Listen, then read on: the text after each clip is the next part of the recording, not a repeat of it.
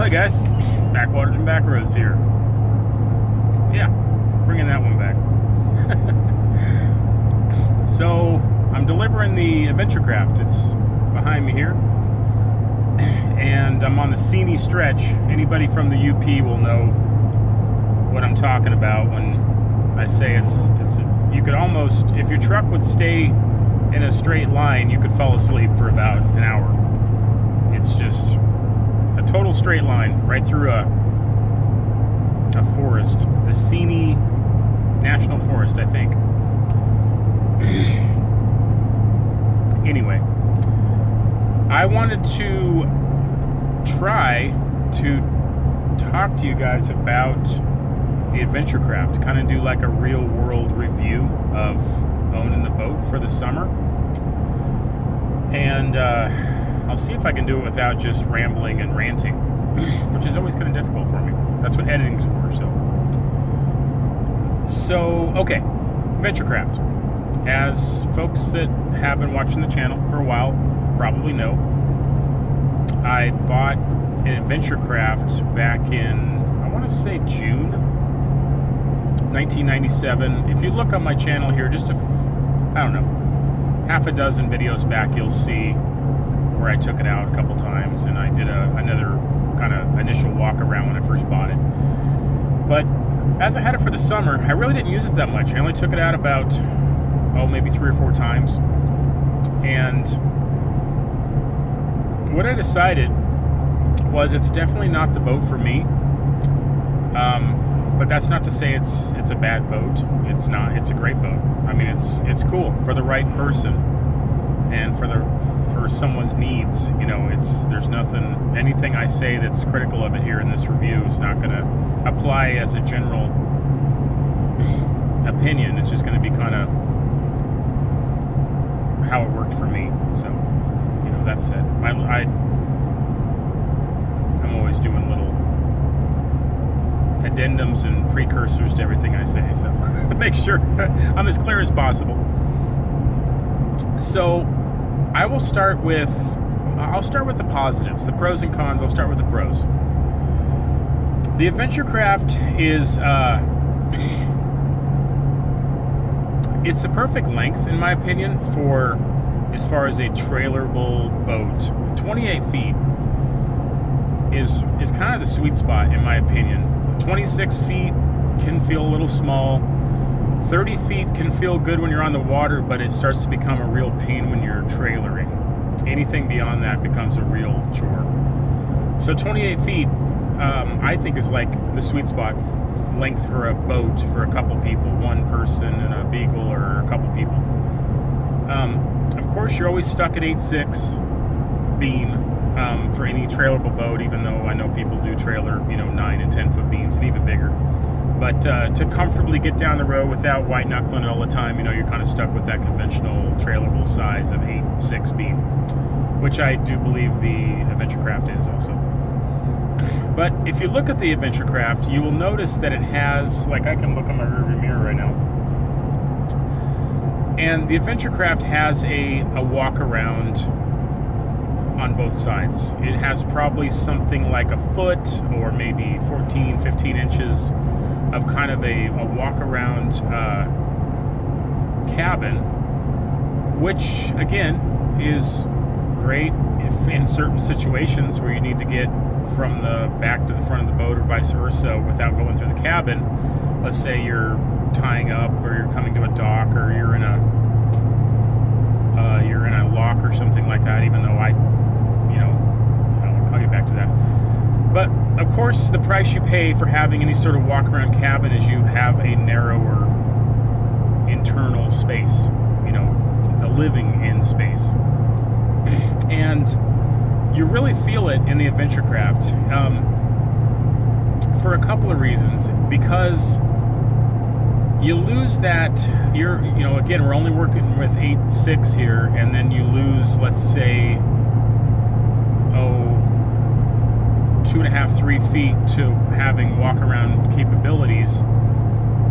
Your cabin starts to get narrow, pretty quick. And the way the adventure craft's interior is designed, it has that hallway just down the middle, just a walkway that goes from the front deck through the doors, which I'll get to those in a minute, you know, right through the cabin to the back doors in the back deck.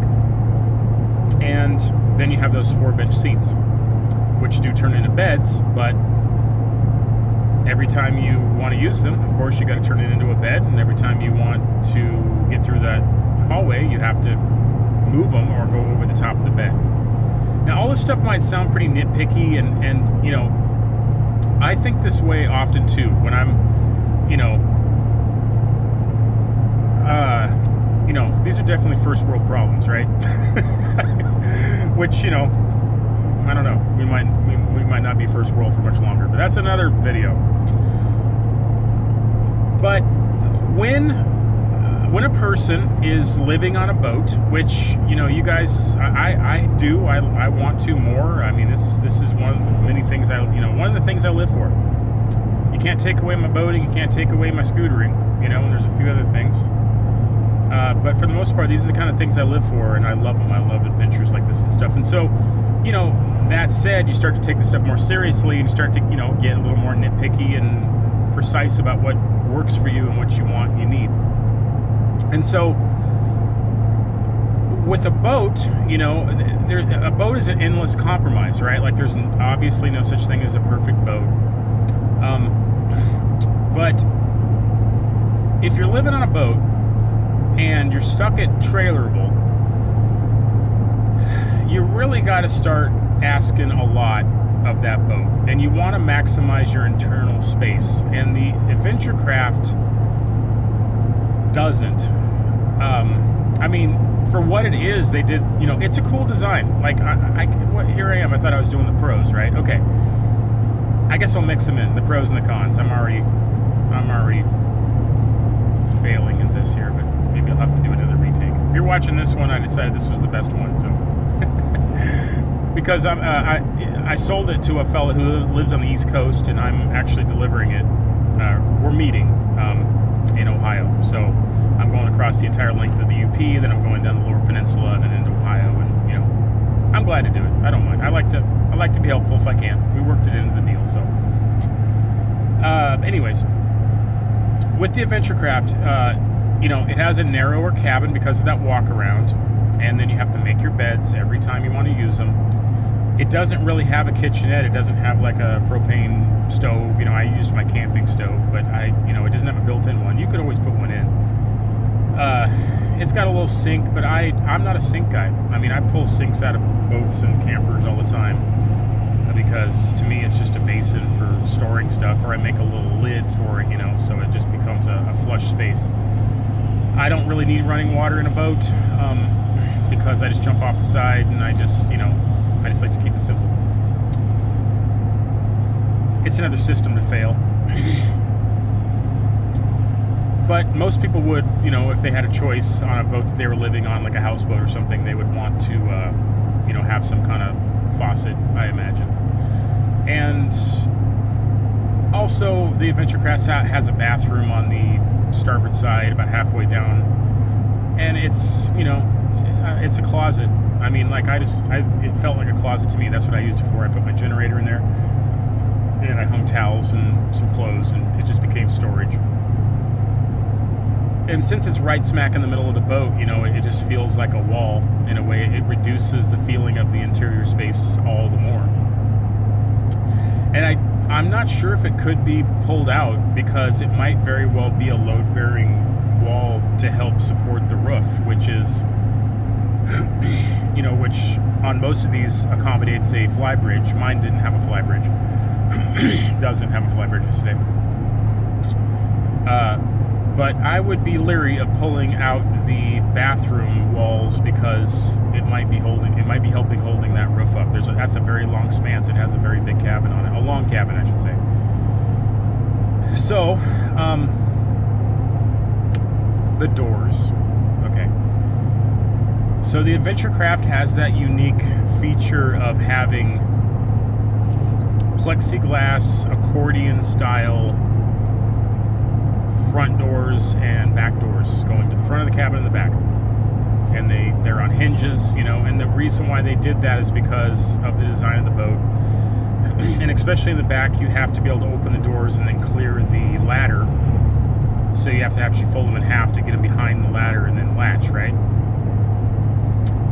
I don't care for them at all. It was a constant annoyance. Wind makes them open and close and flap shut, and a person could go and make some better latches and stuff beyond just the ones that came from the factory, which kind of, I think by the time I've gotten it, maybe they're a little worn out. They're those rubber ones where the grommets kind of stick in and hold the door open, but enough wind, you're going fast enough or there's enough wind out of the water and they'll just flop shut on you at the most inconvenient time. And they're, every time you close them, you gotta fold them up and open them back. It was a total pain. And they got latches on the top and the bottom on both sides, and so to me, I thought about it. I sat there one night when I was on, sleeping on the boat or just hanging out, and I was like, thinking to not be too critical, needlessly critical about it. I'm like, if I was designing this boat, could I have done a better job with the doors? And I don't think so, because of the design of the boat, the shape of the cabin, the way it's kind of it's like a cave, entrance on the front and the back, and the roundedness of it and stuff. A person really couldn't have a slider door. A person really couldn't have a conventional door, because it would get in the way of your view while you're driving if it's open. And because you have the steps out on the front and the back of the deck, they couldn't clear all the way open, right? So the accordion style really was the only way that Adventurecraft could make this work, as far as I could tell.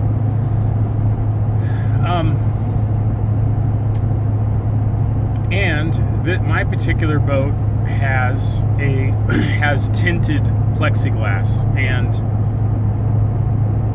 when they're all the way closed, that's fine. Even on a cloudy day, you can see out just fine. But hopefully I'm explaining this well enough, you might want to go back and watch the videos and kind of get a read on this if you want to, if this is important to you.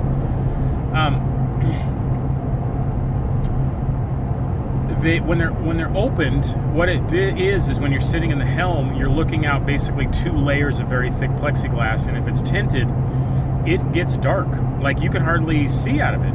I mean, like, I always found myself looking around the corner out the opening of the door instead of being able to just look straight out the window in the front, because now I was looking through 2 layers of plexiglass. And if they weren't tinted and they were in really good shape, very clear, plexiglass, and eventually it does get dull, like all glass does, But if it was in, new shape, 2 layers probably would be okay. But with that tinting, it was a total pain. It was like an obstacle and an annoyance, and I had to get out of the seat and look around the corner and stuff like that all the time, or keep them closed. And on hot days, you want to have them open. So that's probably a good place to bring up, my thoughts on how part of this might be what the Adventurecraft is designed for. The Adventurecraft, I probably, it's not the boat's fault. It's, it's always a matchup between the owner's needs and what the boat was designed for. So, and I think the boat is more designed for warm weather use. As far as I know, they were built in Florida. They probably were kind of thought of as a boat that was going to be used in Florida and maybe the southern climates, where you're going to have the doors open a lot, and you're going to be up on that fly bridge a lot, and have the whole boat kind of open on those really nice days. But I live in the Great Lakes. I live on Lake Superior, where those kind of days, they're very cherished, and they aren't often enough. We do get some nice summers, but they don't last very long, just a few months. And even in the summer, it can get windy or chilly or rainy or whatever, and so, which means you have the boat closed up a lot. And I just think that's not what this boat was meant for. It was not it wasn't a northern type of boat. It was made for the conditions and the uses that maybe like retired people, boomers. That this boat, all these boats are pretty much designed for the boomer generation. In Florida, and their winter months when they just want to go out and have cocktails with their neighbors, or they want to go maybe on an overnighter or something. And as an overnighter type of boat, or maybe go out for a weekend, a couple nights, I think it would be just fine. That's what I did. But I quickly figured out in the first outing or two that living on an adventure craft would be a real challenge. Not to say it couldn't be done. I mean, anything can be done, obviously. But if you want to get comfortable and you want to settle in, you want to have a place for everything, and you want to not make your bed every day and move things around constantly, and it's not really about the size. Like I said, 28 feet's a good sized boat, but it's just the way the adventure craft is designed and laid out that makes it feel smaller than what it is. I had a 26-foot shanty boat. It was a hobo. It was a catamaran cruiser, little hobo, that I refurbished, and it's on my channel here. If you are here and most people here came here because originally they found my shanty boat videos, and that's gotten the most attention. It still does bring the most new people to my channel, and that's great. Welcome and thank you. But if you happen to be here for some other reason, the Beagle, for example, I'm sorry, I feel sorry for you. No, I'm just kidding. Then you might not know about my shanty boat, but I had a 26-foot, Trailerable houseboat, and being a couple feet shorter, and it felt a whole lot bigger. It was basically a floating room. And the way a catamaran / pontoon style boat is designed, you're basically on a platform that's above the water, all on one level. Meaning, the decks are the same level as the cabin. You open a slider door and you're out front or back, and it just felt bigger, and it had a lot more useful space. And that probably spoiled me a little bit, as the first style of boat like that I ever owned. I never owned a pontoon boat or anything like that before that. And I've had this discussion with a couple of friends of mine, that might be watching this right now, and hello, and thank you for putting up with me and helping me work this out so I can be talking about it with other people here. If your thoughts are you're going to be floating down the riverways, and you're going to do the Great Loop, and you're going to mostly be on protected water, which 95% of the Great Loop is, nothing is better than a pontoon style boat or a catamaran style boat where you're up above the water on one level. It's the best configuration of space you can get in a boat, period, in my opinion. I mean, I don't think this is my opinion. I think this is just true. It's like, if you're in a trawler, trawlers have their time and their place, right? Like, if you want to go offshore, if you want to, trawlers are great. Even a trailerable trawler is great. But, you can argue that that's what this adventure craft is. It's basically kind of like a trailerable trawler. But you are stepping down inside the boat. You're always changing levels. You're stepping out of the boat up onto the decks. A sailboat is an extreme example of that. You're down deeply inside the boat, and you're coming up on the decks all the time, right? So, and if you think about it, if you're in a pontoon boat or a shanty boat, I'll just start using it synonymously with a shanty boat, then you're basically in a room surrounded by windows at the helm with your feet up and watching the world go by at 5-6 miles an hour. And there's just nothing like it. There's no replacement for it. If you're inside a cabin cruiser, if you're inside a sailboat especially, and that's if you even have a boat you can drive from the inside, a sailboat you can drive from the inside, it's usually more like a pilot house sailboat, which is, those aren't very common, and those cost more money, and, I'm sure they have their place too. I've looked at them. They're pretty cool. If I was going to, sail the Bahamas or the South Pacific or something, but when you're inside the boat, you're not getting the same experience. I can just take my word for this. If you haven't done a extended river trip or something like that. If you're down inside of a boat, you're missing a lot of the experience. If you're up in a cabin on a shanty boat, it's awesome. There's just words fail. I mean, this is why I'm going to get myself another shanty boat. I'm gonna,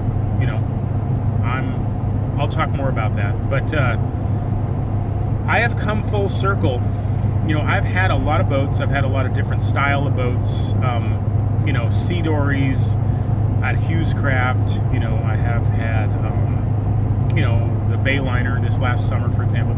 They're all basically just, cabin cruiser, hardtop style fishing boats. And they have their place. I mean, when you're going offshore, if you're going to Isle Royale or something, I would much rather be in a cabin cruiser, than a shanty boat. Though I think I am going to be the first person to get a shanty boat to Isle Royale here eventually. It's going to happen. It's just a safer boat. It's a different design. But if you are mostly just floating down a river, you're going down the Mississippi, you're going down the Tin Tom, you're going in the Intercoastal Waterway or whatever, it's nothing. There's just nothing like a shanty boat. I don't know how else to say it. I guess I've just been saying that like 5 or 6 times in a slightly different way. So all that said, if you happen across, I just saw an eagle. Awesome. Excuse me. Excuse me. If you come across this video because you are curious about the adventure craft, maybe the first thing you'll notice is you won't find a lot of information on the adventure crafts out there on YouTube. I mean, I've only, there's only a half a dozen videos, and they don't really say much. There's one guy that I found a few years ago working on one, and, but for the most part, they're like a big mystery. I mean, you're not going to find, someone going through this much trouble, yapping their jaw trying to explain to you, what they are. And, because I'm into this kind of boating and this style of boats, I have been aware of and interested in the adventure crafts for quite a while. But they're not cheap. I actually got, about the cheapest one, there was, and I just sold it for, roughly the same. So if you get into them, they're kind of a big investment, $30,000, $40,000, and I can tell you that, I would just say, if you're still interested in getting one, even after everything I'm saying, I would very much recommend going and looking at one in person and getting on it and sitting for a while and being realistic with yourself.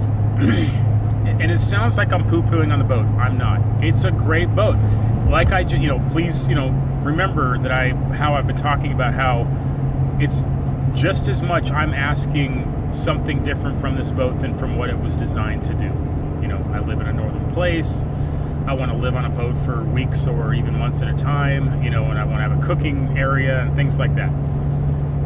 This is more like a big picnic boat in a way. It's a weekend boat, if I had to put a term to it.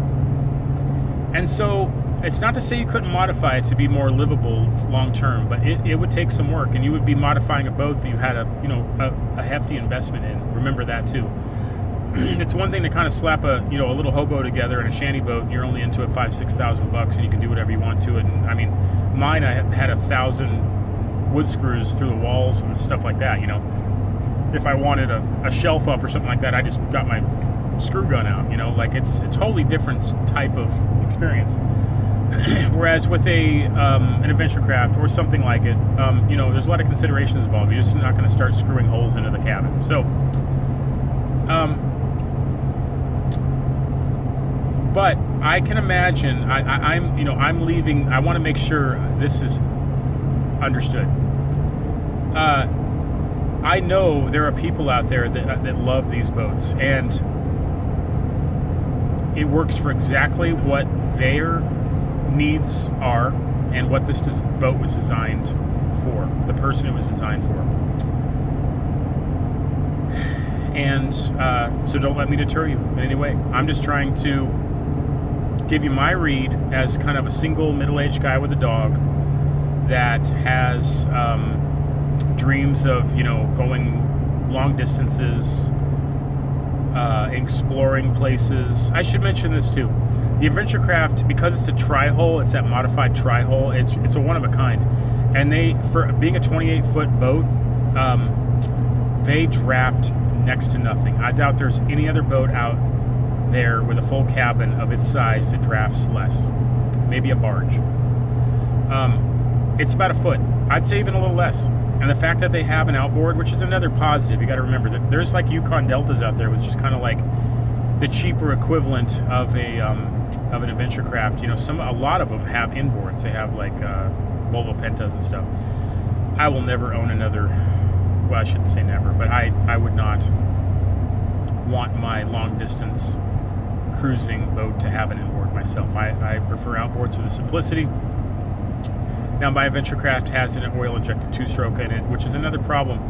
If I was going to do the Great Loop or finish it with this boat, I would have wanted to put a 4-stroke on it for a lot of reasons. But if a person's just going out for the day or going out for the weekend, this motor kicks butt. I mean, gets this boat up going close to 30 miles an hour. It's nice and light. It's reliable. There's no problems with it. Again, it just becomes what you're asking of the boat. So yeah, hopefully this is going to be helpful to somebody who is sitting back in their chair on some winter day, looking online, dreaming of being out in the water and doing the Great Loop or something like it. And they come across the Adventure Craft and they're like, man, that's the coolest thing I've ever seen. And they do. I mean, they're kind of ugly ducklings in a way, but they're also just really cool boats. They look cool in their own way, right? They're kind of odd, but they're cool looking. And on the surface, they look like they check a lot of boxes, but I would just urge somebody to look deeper. I guess get a little more experience before you pull the trigger on buying one, and definitely go see it in person before you buy it. Sit in it and be very honest with yourself about what you are going to use the boat for, and then you'll be good. So hopefully this helps, guys, and I'll listen back on this and see if it's worth posting. I might just put this over at the Uperloper, or I might make this a unlisted video that's linked to a less rambly or yap in your jaw type of video. So a person has a choice to delve deeper in if they want to hear this stuff. And I can do a more abbreviated version of it and post it in the next video I'm going to put on the channel. So, okay guys, I will shut up and I'm going to get this boat delivered. And it's starting to snow a little bit, but it's going on December now, so it's kind of happening. All right, guys, thank you so much for putting up with me. As always, I love you. We're up to like almost 3,200 subscribers, which is awesome, especially for a guy that gets busy and doesn't put enough videos out. I do try to, I'll just say this here really quick. I try to make every video I put up at least have a little bit of quality. There are, plenty of people we know, and see that they just basically turn the camera on and start yapping, or like I'm doing right now. But that's why I'm not putting it on the channel as a public, main video. And I don't like to do that. I mean, I'm not interesting enough, and I never want to believe I'm interesting enough to just be able to turn on a camera and start talking for 10 minutes and then expect people to show up and burn 10 minutes of their life listening to what I had to say. I want to show you guys scenery. I want to make some quirky, I want to try to make you laugh. That's why I use the movie clips and stuff like that. And, I just want to make it worth your time. So if you guys, folks that have been around for a while, and I do have a few, I have a few dozen people that really like the channel, to my surprise and to my amazement. And they'll contact me and they'll be like, what's going on? Why haven't we seen a video from you and stuff? Just the answer is because I want to put out something with some quality to it. and that does take time. If you haven't made videos, I've been doing this for about 3 years now, and and I have learned that if you really want to make a decent video, it takes time. And I just use my phone. I just use a free editing app and stuff. And if I was really getting into it, and using my computer and using some of the big, paid for programs that do a lot of tricks and bells and whistles, it would take even longer. That's why I've decided to kind of limit myself with just what I use, which is my phone and my free editing app. And then I just run that thing to the max and use every little trick I can to make a watchable video. So, it's going to be it's going to be a limit of the creation process. So, and I hope to someday make a video, a kind of tutorial for folks that were like me just 3 years ago, where you're like watching people having adventures on YouTube, and you're like, man, I want to do that, and I'm going to go do that, and I want to make videos. And this is really the easiest way to do it, and still have a little bit of quality to it. So not this video right here, but videos you would see on my channel normally, where I'm putting a little effort into it. So, and I'm going to do a little tutorial sometime so I can share it with the people that are interested, because I do get contacted also with people asking me what editing program I use and things like that. And I know everyone's going to start somewhere, and a lot of times the person that's starting from the starting line on this stuff just gets neglected, because people don't, people that are good at it don't have the patience to come back to ground zero and be like, this is how you turn the phone on, this is how you, not that people are that, naive at this point, but like, what I mean is like, I want to do a little tutorial that's aimed at the person that just doesn't know the first thing about making a video that would take a little bit of editing and adding a little music to it when appropriate and things like that. So, yeah, we'll see. I'll get to it. Okay, guys, didn't I say I was going to shut up like 5 minutes ago? Here we go.